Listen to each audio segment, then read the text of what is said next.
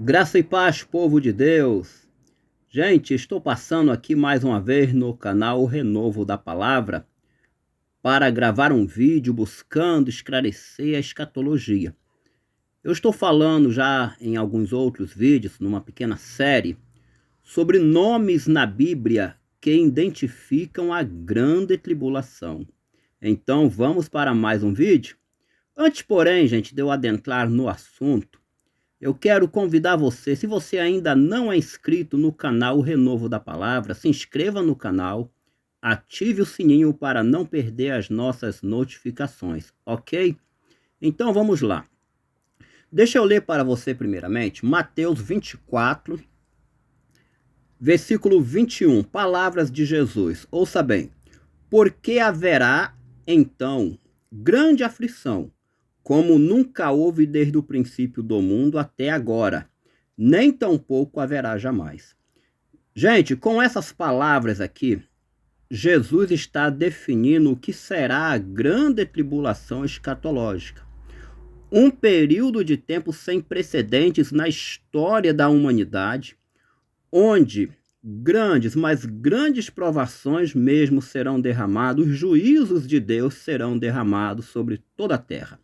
Mas vamos lá, sobre nomes que identificam este período na Bíblia Sagrada. O primeiro nome que eu quero tratar com você está em Isaías, capítulo 61, versículo 2. Olha só o que o profeta Isaías escreveu. E apregoar o ano aceitável do Senhor e o dia da vingança do nosso Deus, a consolar todos os tristes. Mas exatamente qual é o assunto, qual é o nome que identifica aqui a grande tribulação? O dia da vingança do nosso Deus. Quer ver agora uma coisa muito interessante que eu vou te mostrar sobre este versículo? Lucas capítulo 4, olha só, Jesus entrou no templo. Jesus estava lendo exatamente Isaías 61, do versículo 1 em diante. Só que Jesus, gente, ele fez uma coisa muito importante que vai ajudar a nós na compreensão da escatologia. Lucas 4, do versículo 18 até o versículo 21. Porém, eu não vou ler tudo. Eu só quero ler aqui o verso 19 e 20, que é o mesmo assunto, o mesmo trecho lá do profeta Isaías. Apregoar liberdade ao cativo, e dar vista aos cegos, e pôr em liberdade os oprimidos, e anunciar o ano aceitável do Senhor. Deu para você perceber? Olha o verso 20. E cerrando o livro, e tornando a dá-lo ao ministro, assentou-se, e os olhos de todos na sinagoga estavam fitos nele. Deixa eu te explicar. Quando você lê lá em Isaías 61, verso 2, o profeta fala sobre o dia da vingança de nosso Deus. Porém aqui, gente, quando Jesus leu do versículo 18 até o versículo 20, quando Jesus leu o mesmo trecho do profeta Isaías, Jesus não citou, ele não falou nada sobre o dia da vingança do nosso Deus. Aí vem o porquê, né? Será que foi por um acaso? Em hipótese nenhuma foi por um acaso. Eu vou te mostrar o porquê Jesus não citou a questão do dia da vingança. Verso 21. Então começou a dizer-lhes: hoje se cumpriu esta escritura em vossos ouvidos. Fica muito claro que ali, naquele momento, estava se cumprindo a profecia messiânica. O Messias estava dando início ao seu ministério. Ele estava começando a pregar, ele estava começando a curar, ele estava começando a anunciar o reino de Deus. Isso estava se cumprindo naquele momento. Porém, o dia da vingança do Senhor ainda era no futuro. Aí vem aquelas perguntas maravilhosas que nós amamos dentro da escatologia. E por que a vingança do Senhor? É evidente que a pregação do evangelho é anunciada. a salvação é anunciada, a graça de Deus é anunciada, porém, infelizmente, acontece e muito a rejeição, acontece e muito o abandono, inclusive, da fé. Mas Deus, ele tem um dia preparado para tratar com todos. E aqui, nesse contexto, é a grande tribulação, o dia marcado por Deus para começar, então, a tratar com a humanidade. Verso 2 de Isaías, capítulo 61. Apregoar o ano aceitável do Senhor e o dia da vingança do nosso Deus. Mas vamos lá, eu vou te mostrar agora um segundo termo na Bíblia. Mas eu quero te perguntar nesse vídeo, eu gostaria que você deixasse aqui embaixo nos seus comentários se este termo aqui está ou não relacionado com a grande tribulação escatológica. Tá ok? Jeremias capítulo 25, eu vou ler para você o versículo 32, olha só. Assim diz o Senhor dos exércitos, eis que o mal sai de nação para nação e grande tormenta se levantará dos confins da terra. Gente, este termo aqui do profeta Jeremias, grande tormenta, muitos estudiosos da Bíblia compreendem que é uma referência à grande tribulação futura. Tudo bem, eu respeito os irmãos que assim entendem. Inclusive até foram feitos vários filmes com esse título. Se você buscar aqui na barra de pesquisa do YouTube, botar a palavra grande tormenta, você vai encontrar filmes que fizeram com esse título.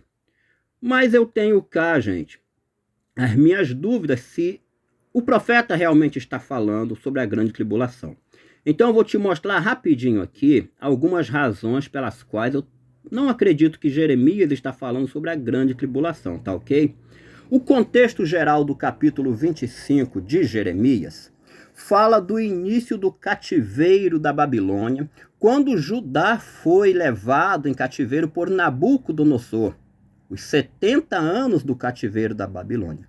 É bem verdade que esse cativeiro foi uma espécie de juízo de Deus, não só contra Jerusalém, começou em Jerusalém, mas contra todas as nações da terra. Eu vou indicar para você uma leitura do versículo 18 até o versículo 26. É muito importante, com calma, você fazer essa leitura. Por quê? Porque Deus disse, Jeremias, o meu cálice, Jeremias, logo no verso 15, ó, o meu cálice, aqui está falando copo, mas outras traduções falam cálice. Toma o meu cálice e vai levando de nação em nação. Aí, a partir do versículo 18, passa uma lista de nações que Jeremias visitou, levando o cálice do Senhor, indicando assim que Deus ia entrar em juízo com todas as nações da sua época, da época de Jeremias. Então é bem verdade que aquele evento ali, que terminou na destruição de Jerusalém, na queda do primeiro templo, ele não ficou isolado só a Judá. Inclusive a própria Babilônia, Deus avisou que depois de tudo acontecido, ele também ia visitar Babilônia, verso 12. Ele ia visitar Nabucodonosor. Então, gente, não sobrou para ninguém. Os juízos de Deus, olha o verso 31, gente, que versículo forte, ó. Porque eis, chegará o estrondo até a extremidade da terra, porque o Senhor tem contenda com as nações.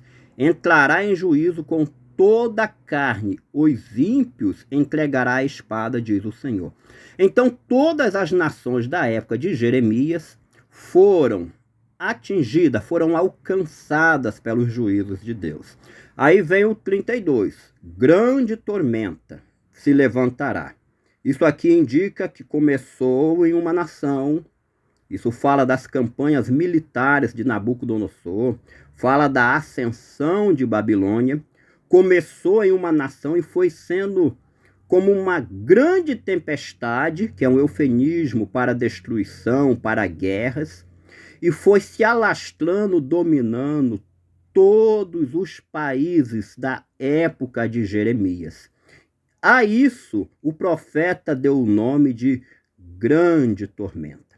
Mas, enfim, resumindo, eu ainda não consigo ver aqui uma relação direta com a grande tribulação escatológica. O que eu posso passar para você, e eu concordo, gente, que quando nós voltamos, eu preciso voltar aqui no versículo 15. Quando a gente analisa o cálice de Deus, ou o copo do furor da ira de Deus, eu compreendo que isso daqui não se esgotou na época de Jeremias. Aí tudo bem. Até porque ao longo de toda a Bíblia, esse cálice da ira de Deus, do furor da ira de Deus, ele está presente. Inclusive, principalmente no livro do Apocalipse, lá pelo capítulo 14, quando as pessoas que não receberem, ou seja, as pessoas que receberem a marca da besta, vão provar desse cálice. Isso daí é claro, a profecia não se esgotou na época de Jeremias. A profecia ainda tem alguma coisa para se cumprir. Até a própria Babilônia que aparece aqui, que vai ser castigada por Deus, e foi na época de Jeremias, quando Ciro invadiu e acabou com o império da Babilônia, quando os persas foram e invadiram a Babilônia, destruindo completamente o império da Babilônia. Mas a própria Babilônia reaparece no Apocalipse. Então a gente vê que a profecia não se esgotou nos tempos de Jeremias. Tem aqui um contexto apocalíptico na profecia. Mas e a grande tormenta que está aqui? Esta grande tormenta, gente, não é uma referência à grande tribulação, tá? Eu até entendo aqui que a grande tormenta ela ocupa a posição demonstrativa. A grande tormenta, ela simplesmente ocupa a posição de quê? A posição representativa. É como aquele caso do ano 70, quando Jesus falou da destruição de Jerusalém, do segundo templo. Ainda não foi o ápice da profecia da volta de Cristo, mas foi um evento menor que apontava para o evento maior. Então aqui eu compreendo da mesma forma.